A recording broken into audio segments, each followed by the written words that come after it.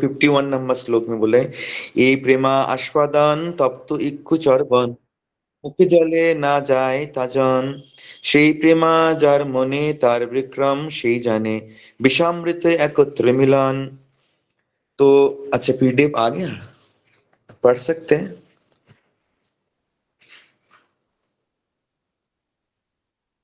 हरे कृष्णा। तो आप में से कोई भक्त? हरे कृष्णा प्रभु जी, धन्यवाद, प्रणाम प्रभु जी। अनुवाद ऊपर कर दीजिए।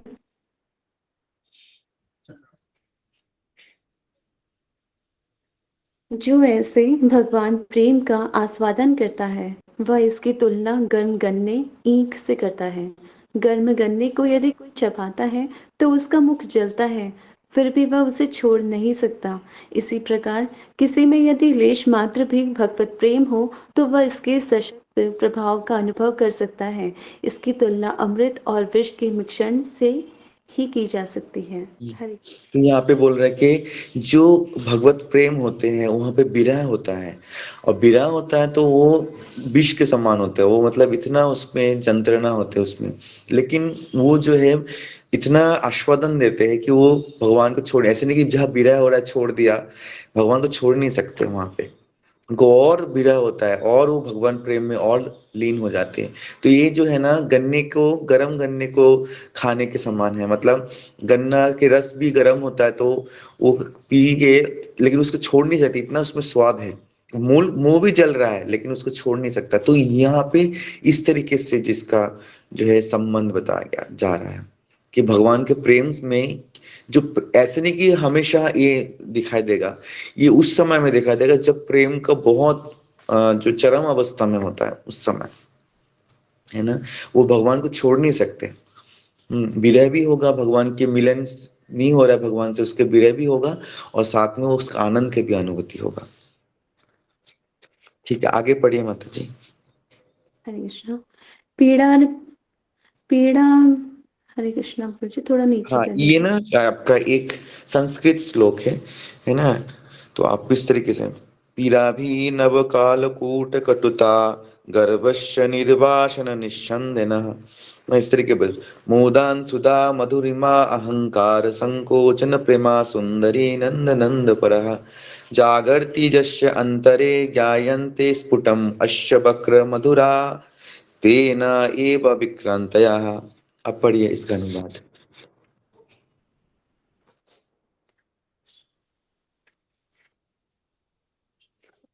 अनुवाद कर लीजिए माता जी। प्रभु जी अनुवाद।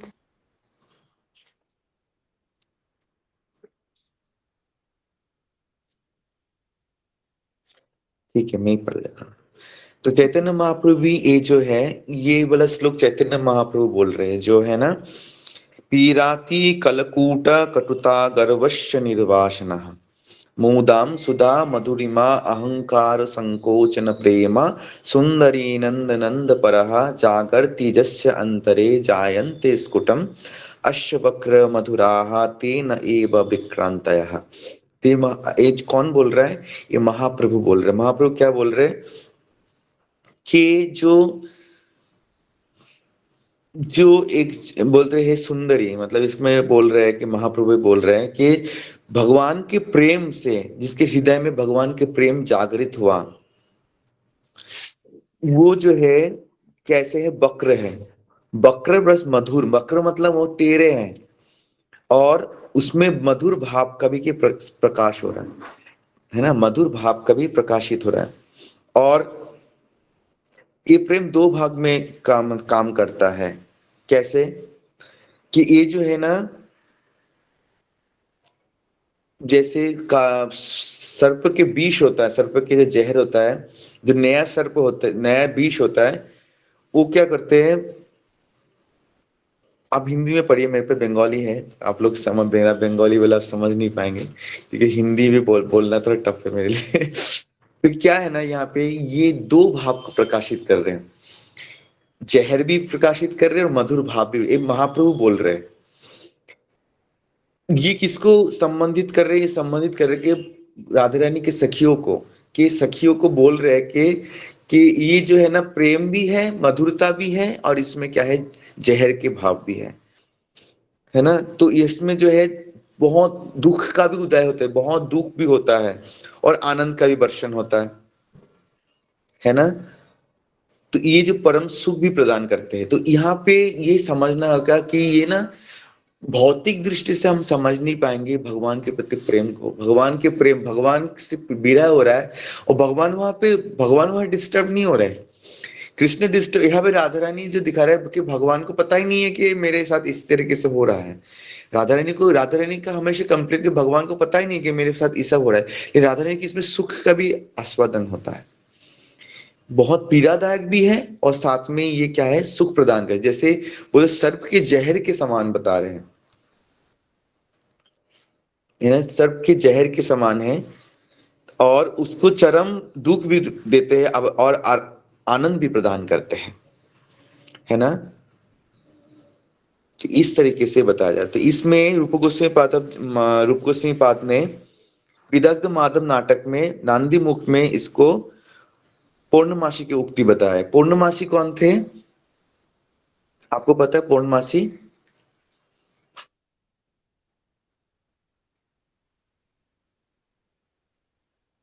पूर्णमासी को पता है, पूर्णमासी कौन थे? तो ये जो है कृष्ण लीला में ये जो है एक्चुअली जब रूप गोस्वामी पाद ने रचना किए थे नाटक, तो नाटक में वहां पे अलग अलग दो नाटक बनाए थे। आपको पता है कि विदग्ध माधव है, ललित माधव है। तो विदग्ध माधव में ये जो है, जो लीला है भगवान के साथ, वहां पे जो है ये जो है पूर्णमासी देवी ने बोला है। पूर्णमासी देवी इस तरीके से बोल रहा है कि नंदीमुख होता है, नाटक के नंदीमुख होता है कि जब शुरुआत होता है उसको नंदीमुख बोलते हैं।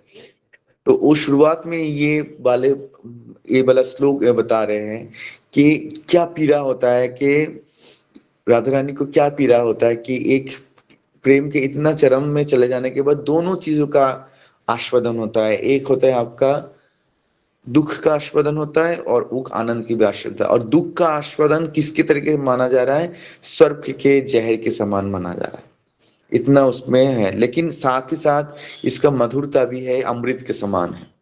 ठीक है, ओके। इसके बाद जो श्लोक है 53, यहाँ पे बोल रहे हैं, जे काले देखे जगन्नाथ श्री राम सुभद्रा साथ, তবে জানি আইলাম কুরুক্ষেত্র, সফল হইল জীবন দেখলু পদ্মলোচन, जुराइल तनु मन नेत्र। तो जब ये बोल रहे, जब जगन्नाथ के दर्शन किया भगवान ने सुभद्रा और श्री राम मतलब बलराम जी के साथ, तब उनको क्या लगा, मैं कुरुक्षेत्र में आ गया। यहाँ पे आ गया मैं कुरुक्षेत्र, क्योंकि कुरुक्षेत्र में राधा रानी दोबारा किससे मिली थे, कृष्ण से। आप सभी लोग, बहुत लोग कहते हैं कि राधा रानी दोबारा कृष्ण से मिला नहीं, कुरुक्षेत्र में राधा रानी दोबारा कृष्ण से मिले थे। तो वहां पे मतलब भगवान जो है राजा के रूप में थे और वहां पे जो है रानियां भी थी। तो इस तरीके से जब भी महाप्रभु जगन्नाथ के दर्शन किया तो वहां पे उनको क्या एहसास हुआ कि मैं कुरुक्षेत्र में भगवान के दर्शन कर रहा हूँ। तो ऐसे बोल रहे कि मेरा जीवन सफल हो गया, जैसे मैंने भगवान के पद्म लोचन के दर्शन किया ना। भगवान का पद्म लोचन, लोचन उनका कैसे, आंख जो कैसे है, आंख, लोचन मतलब आंख, पद्म लोचन मतलब कमल स्वरूप नयन। तो जैसे भगवान के कमल स्वरूप नयन के दर्शन किया, वैसे मेरा जीवन कैसे हुआ, सफल हो गया। और उससे मेरा क्या हुआ, मेरा तन, नेत्र, मन, सब कुछ क्या हुआ, सेटिस्फाइड हो गया।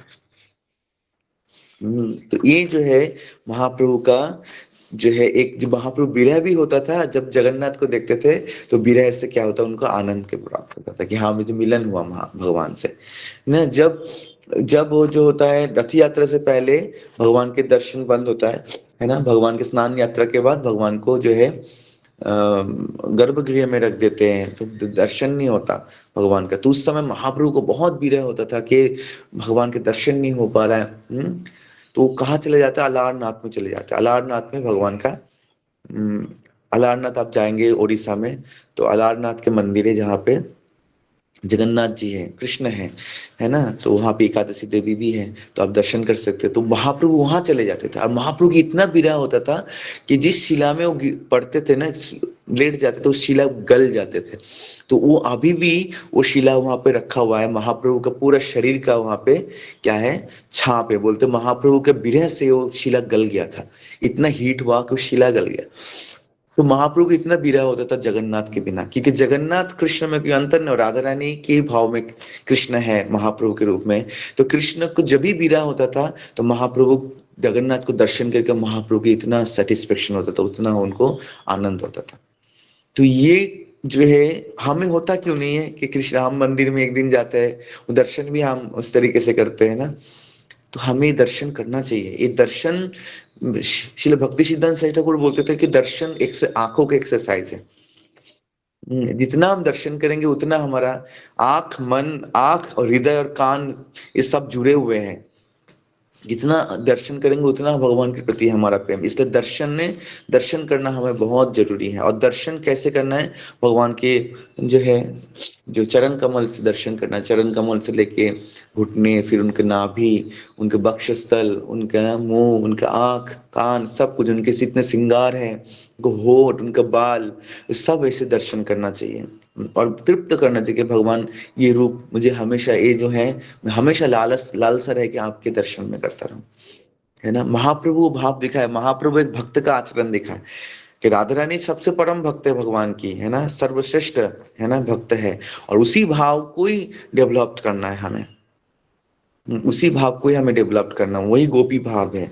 और वही गोपी भाव ही जो है सर्वश्रेष्ठ भाव बताया गया है कृष्ण को प्राप्त करने के लिए, है ना। तो ये विरह हमें क्यों नहीं होता, क्योंकि हमारा अभी भी जो क्या है, भौतिक छाले पड़ा हुआ है ना, भौतिक आकर्षण हमारा है, अभी भौतिक चीजों के प्रति हमारा आकर्षण है, उसको हम प्राप्त करना चाहते हैं। कृष्ण से ज्यादा हमें उसको, उसके प्रति हमारा आकर्षण है ना। भक्ति में आने के बाद भी हम लोग को ये प्रकार जो है विकार रह जाते हैं कि हमें, है ना, अलग अलग भौतिक चीजों के प्रति आस्वादन। लेकिन ये आकर्षण कैसे कम होगा, जब हम भक्ति की चीजों में आकर्षण होगा। कैसे होगा, जब हम भक्ति में लगे रहेंगे, है ना, तब हमें वो आकर्षण धीरे धीरे खत्म हो जाएगा। ठीक है, आगे पढ़ते हैं। गुरु सन्निधाने रोहि करे दर्शने, সে আনন্দের কি কহিব বলে, গরুর স্তম্ভের তলে আছে এক নিম্ন খালে, সে খাল ভরিল অশ্রু জলে। तो गरुड़ स्तंभ होता है। आप वहाँ जब पुरी में जाओगे जगन्नाथ मंदिर में, तो जगन्नाथ मंदिर के सामने एक स्तंभ है, जगन्नाथ जी के सामने। जैसे वहां पे कौन, गरुड़ जी बैठे थे। गरुड़ जी को भगवान हमेशा दर्शन करते हैं, गरुड़ जी भगवान के शुद्ध भक्त हैं। तो गरुड़ जी और भगवान के बीच में कोई कुछ नहीं होता, मतलब दर्शन करते हैं। इसलिए हर मंदिर में जाएंगे तो आपको गरुड़ स्तंभ देखेंगे, जहाँ गरुड़ जी और एकदम भगवान के सामने रहते हो, है ना। गरुड़, आप राधा पाठशर्ती में जाएंगे या नोएडा टेम्पल में जाएंगे, इवन कि आप मायापुर में जाएंगे, हर मंदिर में आपको गरुड़ जी दिखेंगे।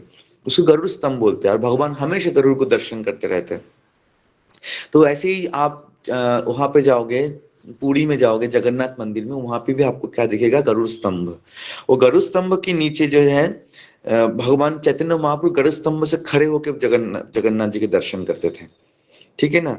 तो इतना प्रेम का उनका प्रभाव होता था। गरुड़ स्तंभ में खड़े होकर भगवान जगन्नाथ के जब दर्शन करते थे चैतन्य महाप्रभु, तो उनके इतना प्रेम होता था कि गरुड़ स्तंभ के नीचे एक छोटा सा पॉन्ड का होता था, खाल बोलते उसको, पॉन्ड था, वो इतना अश्रु बहता था महाप्रभु का आंखों से, वो भर जाता था। तो ये सुन के लोगों को ताज्जुब होगा कि ऐसा, how it's possible, but it's possible.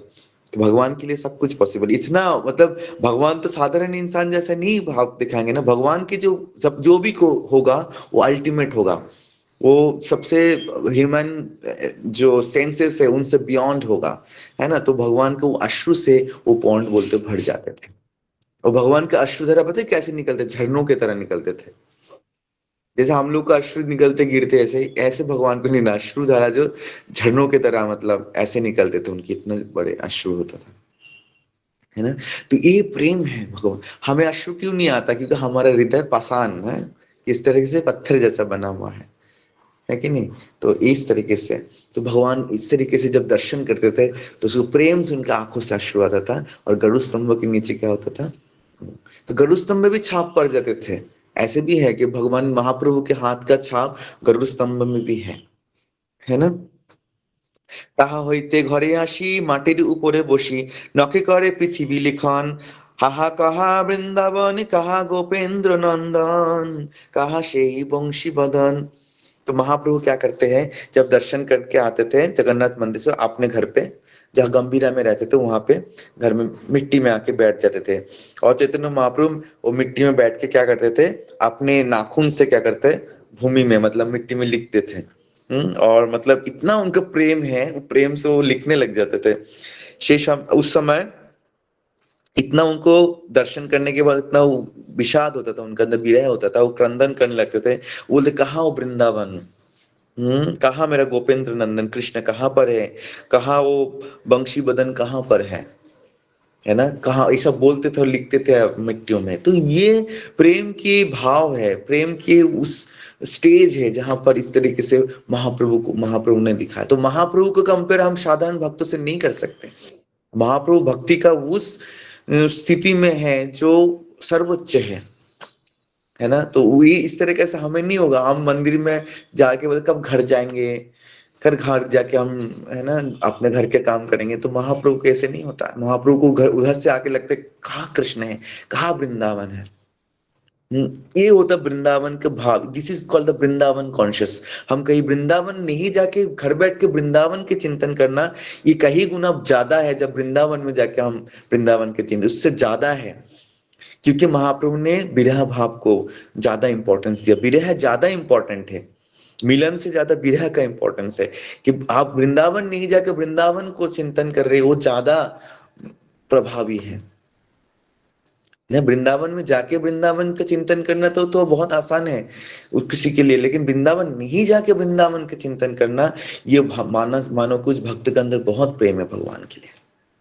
ठीक है, तो ये जो है महाप्रभु ये सब चीज दर्शा रहे थे प्रेम से। जब वो विरह होता था, वो तब रामानंद राय और स्वरूप दमन को बोलते कि मैं कितना पतित हूँ, मैं कितना नीच हूँ, है ना, कि मुझे भगवान के प्रति एकदम प्रेम नहीं है। मेरा अगर प्रेम होता तो मैं अभी मेरा जीवन चला जाता, लेकिन मैं अभी जिंदा हूँ, इसका मतलब मेरे भगवान के प्रति कोई प्रेम नहीं है। ये भाव महाप्रभु दिखा रहे हैं। ये साधारण, ये हम लोग इसको कॉपी भी नहीं कर सकते। कॉपी करेंगे 1 घंटा, उस दूसरे टाइम में कुछ और चिंता, भूख लग जाएंगे कि कहाँ प्रसाद है, भी ढूंढ प्रसाद को, कृष्ण के ढूंढने की जगह प्रसाद को ढूंढते हैं हम लोग, कहीं ना भूख लग जाती। तो हमारे इंद्रिय की जो है ना, इंद्रिय से परे हो जाता, प्रेम इंद्रिय से परे है ना। कभी भौतिक प्रेम में भी ऐसे दिखा देते, वो फिल्मों में दिखाते ना कि वो इतना प्रेम हुआ कि वो सब कुछ भूल गया और खाना पीना भूल के वो विरह में है। लेकिन ऐसा पॉसिबल है क्या? ऐसे फिल्मों में होता है, ये असलियत में नहीं होता। उनको जो है भूख लगेंगे तो भूखे ढूंढने लगेंगे। बोलते हैं किसी, मैंने प्रभु जी से सुना था कि अगर कोई इतना प्रेम है, प्रेमिक प्रेमी है दो, वो एक दूसरे बहुत प्रेम करते हैं, और उसको अगर कोई रूम में बंद कर दिया जाए 7 दिनों के लिए, तो जब भूख लगेंगे तो एक दूसरे को काट के खा जाएगा। या खाना भी मिलेगा तो क्या करेंगे, अपने को सेटिस्फाई करना जाएगा पहले। तो ये प्रेम नहीं है, ये काम है। क्योंकि जब भी इंद्रिय का जब भी चाहिदा होगा, इंद्रिय का जब भी वेग होगा, वो क्या करेंगे, अपने आप को सेटिस्फाई करने की कोशिश करेगा, तब दूसरे को सेटिस्फेक्शन कर भूल जाएगा। तो ये लेकिन महाप्रभु तो उल्टा है। महाप्रभु को हर वक्त कृष्ण का याद है। महाप्रभु खाने पीने भूले। इवन कि महाप्रभु के जो शिष्य है, पार्षद है, वो भी ऐसा है। अब देखिए, श्रीवास ठाकुर के बेटा मर गया, श्रीवास ठाकुर बोले मत रो कोई, कि महाप्रभु को डिस्टर्ब होगा। आप बताइए, ये साधारण इंसान में हो सकता है क्या? नहीं हो सकता। चैतन्य महाप्रभु के प्रति इतना प्रेम है भक्तों का। वो खाना, आप देखिए रघुनाथ दास गोस्वामी को देखिए, वो सब कुछ भूल गया। महाप्रभु को सेटिस्फाई करने के लिए वो खाना तक छोड़ दिया। वो नाली से उठाते थे, वो क्या उठाते थे, जगन्नाथ के प्रसाद, उसको धोल के सुखाते थे, फिर उसको खाते थे। लेकिन महाप्रभु को ना लगे कि महाप्रभु दीनता प्रसन्न करता है, महाप्रभु को ये ना लगे कि मैं दीन नहीं हूं। रघुनाथ दास गोस्वामी भिक्षा मांगते थे पूरी में, तो बाद में उनको लगा कि भिक्षा मांगना मतलब है वेश्यावृत्ति कर रहा हूं, मैं अभी भी दूसरे पे डिपेंड हूं कि मुझे देगा तब खाएंगे। जब वेश्या जैसे वेट करते हैं कस्टमर का कि कब आएंगे तब मुझे पैसा मिलेगा, तब मेरा अपना धारण करेंगे। तो ये चिंतन रघुनाथ दास गोस्वामी को आया था कि मैं वेश्यावृत्ति कर रहा हूं। कि मैं भीख मांग रहा हूँ, दूसरे पे डिपेंड हो। तो उन्होंने वो भी छोड़ दिया था अपने भरण पोषण, अपने खान, अपने जीवन धारण के लिए। उन्होंने क्या किया, जो प्रसाद नाली में चलते थे उसको उठाते थे, वहां से उठा के उसको सुखा के, धुल के सुखा के वो खाते थे। तो ये प्रेम है। महाप्रभु देख के बोलते, आज मैं रघुनाथ तुमको देख के सच में बोलते, ये रघुनाथ दास गोस्वामी को पकड़ते, आलिंगन करते महाप्रभु, और महाप्रभु को ना उसको छीन के खाते हैं रघुनाथ दास गोस्वामी का हाथ से। रघुनाथ दास गोस्वामी, प्रभु ये आपकी लायक नहीं है। तो बोले यही यही सबसे, यही मेरे लायक है। तो भगवान इस प्रेम को पसंद करते हैं। तो कि हम उल्टा है, हमें इंद्रिय का बेग होगा, हम गुस्सा कर देंगे। हमें प्रसाद नहीं मिला, प्रभु जी मुझे गुलाब जामुन नहीं मिला, आपने गुलाब जामुन कैसे नहीं दिया, प्रभु जी हमें नहीं, इस तरीके से होता है ना। हमें थोड़ा सा डिस्कम्फर्ट होता है तो हमें, हमारा जो भक्ति से बाहर आ जाता है, हम मैटेरियली रिएक्ट करने लग जाते हैं। हमें माला नहीं पहनाते, हमें हमारे ग्लोरिफिकेशन नहीं होते, हमें सेवा नहीं मिलते, तो हम कभी कभी हो जाता है कि नहीं। तो ये डेवलप्ड करना है भक्ति। इसलिए क्यों टीचिंग से महाप्रभु ये भाव क्यों दिखा रहे, दिस आर टीचिंग्स। हमें वेग को समझना है। महाप्रभु दर्शन करने के बाद उनको विरह हो रहा है, और हम दर्शन करने में, हम आपकी बात नहीं कर रहा हूँ, मैं अपनी बात कर रहा हूँ, खुद की बात कर रहा हूँ कि हमें, मुझे ऐसा होता है। तो हमें इसको सुधारना है। महाप्रभु तभी हमें प्रसन्नता होगा, महाप्रभु तभी हमें पसंद करेंगे, ये भाव हमारा। बट भी प्रैक्टिकल भी होना है हमें। ऐसे नहीं कि हम रघुनाथ दास गोस्वामी को तो कॉपी नहीं कर सकते, लेकिन गुरु की इंस्ट्रक्शन के अकॉर्डिंग हमें भक्ति करना पड़ेगा। ठीक है, थैंक यू वेरी मच। तो आज सॉरी मैं लेट हो गया तो पहले तो, और इस तरीके से पीडीएफ से नहीं पढ़ पाया, क्योंकि मुझे मैं अपनी किताब से पढ़ रहा था। तो आप आज लोग, हम लोग जो है 55 तक हमने पढ़ा, जहाँ पर महाप्रभु का जो विरह है हो रहा है, दर्शन करने के बाद भी उनको विरह हो रहा है, और बोल रहे कहाँ वृंदावन है, कहाँ वो नंद नंदन है, कहाँ वो पंक्षीवदन है। तो ये सेपरेशन महाप्रभु फील कर रहे हैं, है ना। Thank you very much. Chaitanya Chaitanya Charitamrita की जय, जगत श्रील प्रभुपाद की जय, समवेत गौर भक्त वृंद की जय, निताई गौर प्रेमानंद, हरि बोल, हरे कृष्ण। सॉरी मैं आज अच्छे से नहीं पढ़ा पाया आप लोग को। थैंक यू प्रभु जी, बहुत बहुत मधुर प्रभु जी, आपने बहुत मधुर प्रभु जी पढ़ा। और कुछ मैं क्षमा चाहूंगा, स्टार्टिंग में थोड़ा सा नेटवर्क प्रॉब्लम था, तो इस कारण से शेयर नहीं हो पाया। कुछ आपके पास समय है, कुछ प्रश्न ले सकते हैं प्रभु जी? हाँ हाँ, फिर कोई प्रश्न है तो आप प्रभु जी से पूछ सकते हैं बारी बारी से।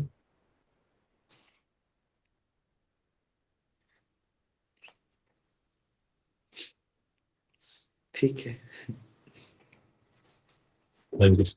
आई थिंक नेटवर्क प्रश्न नहीं है। प्रभु जी का धन्यवाद करेंगे बाय लाउडली चैंटिंग हरे कृष्ण महामंत्र हमें बताने के लिए।